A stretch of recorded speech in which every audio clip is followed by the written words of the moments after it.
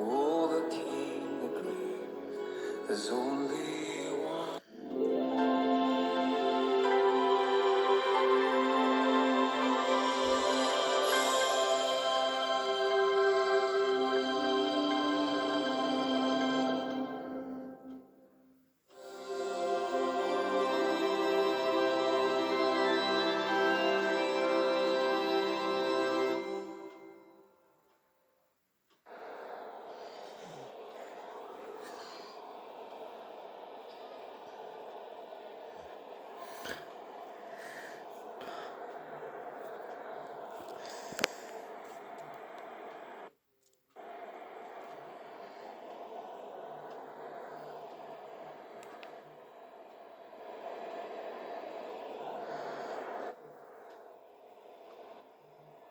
Employees of the Vatican and of the various groups here today who have gathered for this special meeting with the Holy Father.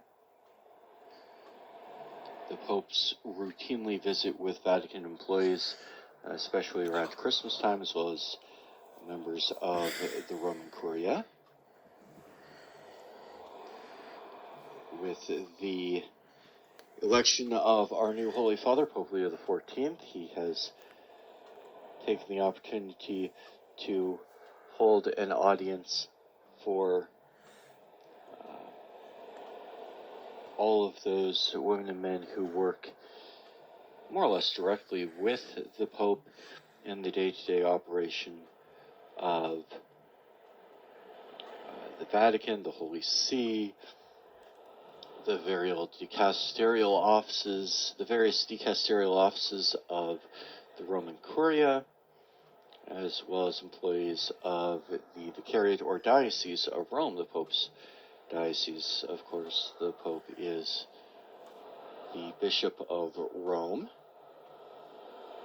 And so we have several thousand people here today. The operation of the center of the Catholic Church, many people are surprised to know, is actually involves only a few thousand people, despite the fact that the Church of Rome and the Roman Curia, the Holy See, are stations, including EWTN TV, Catholic Faith Network in America, Shalom World Television Networks USA, Catholic TV, and Catholic Radio in India. Very warm welcome, one and all.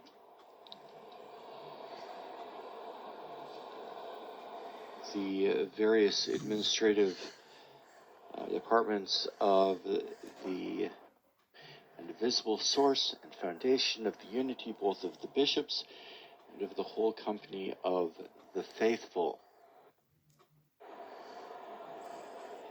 And so the various dicasteries, which function kind of analogously, somewhat after the manner of cabinet ministries in Council for the Economy, as well as others. They also have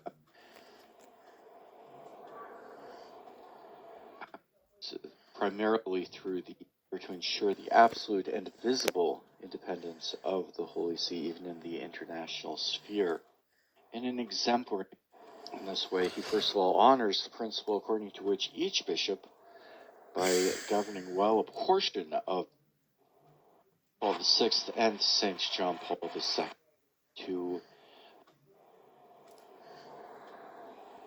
and that is the context in which that document highlights the commitment to the reorganization of the Vicariate, as a warm welcome extended to Pope Leo as he enters the Paul VI Hall and approaches his place on the main stage as Paul VI of the faithful, promoted in synergy, says in Ecclesiarum Communione.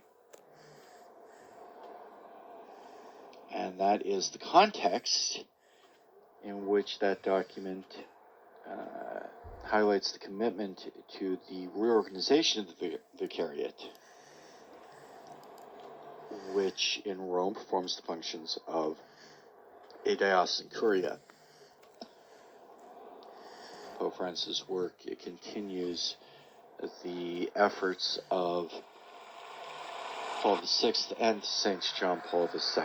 For those of you listening in on the radio, you can hear the warm welcome extended to Pope Leo as he enters the Paul VI Hall and approaches his place on the main stage, as it were. A very warm welcome. I think I speak for all of the employees here. This is Shikayo, and so has a great deal of familiarity with the people who work here at the Vatican. Gli applausi durano più del discorso, dovrò fare un discorso più lungo, allora state attenti.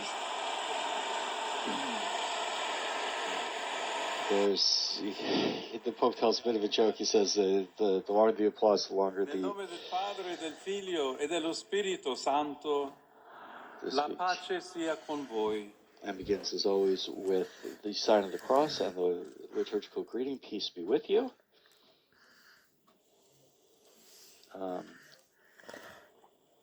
And will now give his address to Vatican employees.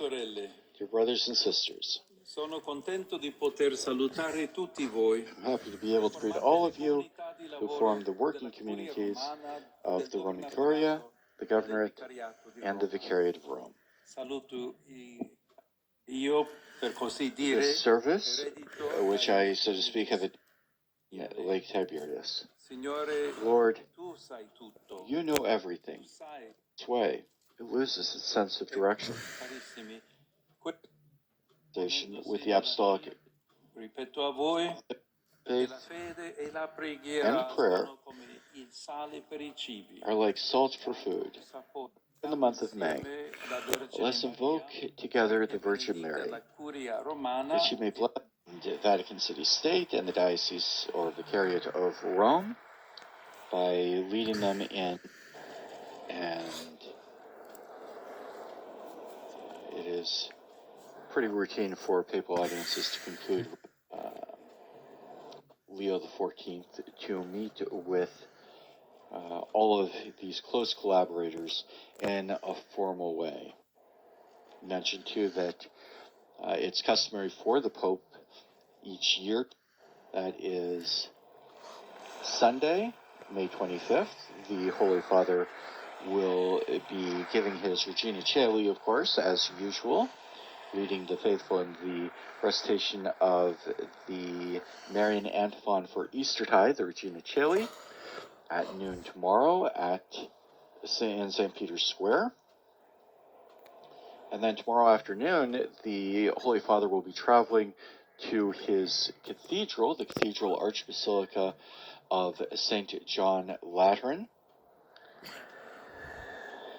where he will formally be installed as the Bishop of Rome. Of course, he's Bishop of Rome from the moment he accepts his election, but there are a number of formal ceremonies that take place at the beginning of each pontificate, including going to his cathedral church, again, St. John Lateran. And then tomorrow evening, he's also paying a visit to the Papal Basilica of St. Mary Major, and that will complete a series of formal visits to the major churches of Rome, the Papal Basilicas. The first in precedence is the Papal Archbasilica of St. John Lateran, the Mother Church of the city and of the world, as is proudly proclaimed on its facade, but also the Church of St. Mary Major, and the basilicas of St. Peter and of St. Paul's outside the walls, which he visited earlier this week. For those of you watching on television, you can see that the Holy Father, after the formal greetings with the bishops and cardinals, broadcast is going to India. For full coverage of this morning's audience.